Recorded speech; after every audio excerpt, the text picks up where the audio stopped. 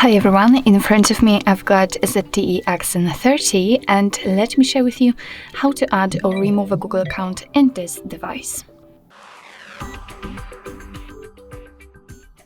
So first of all, let's enter the settings, and here we have to scroll down in order to find the users and accounts.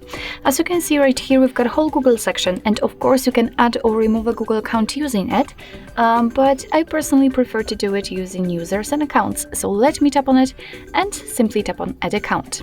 Choose obviously Google and make sure that we've got the internet connection because it is required for this operation.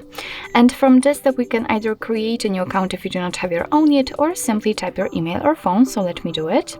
Once more, a quick disclaimer: you do not have to enter the full email address, just the very first part of it before the @ symbol, and after tapping on next your device will autofill it. Of course it will not work if you're using a phone number. So right now we have to enter the password, and let me do this out of the screen.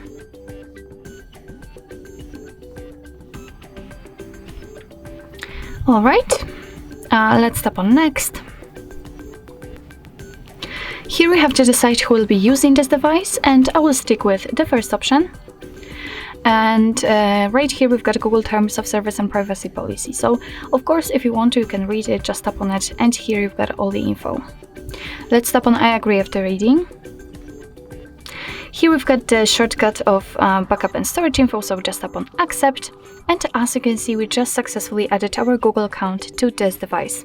Of course you can remove it whenever you want to, and that's quite easy. Just tap on it, and here tap on remove account, tap on remove account again, and as you can see it will immediately disappear. And be aware that if you've got any kind of screen lock reset, then your device will ask you to enter it in order to confirm the whole step. So basically that's all. This is how to manage Google account in your ZTE Axon 30.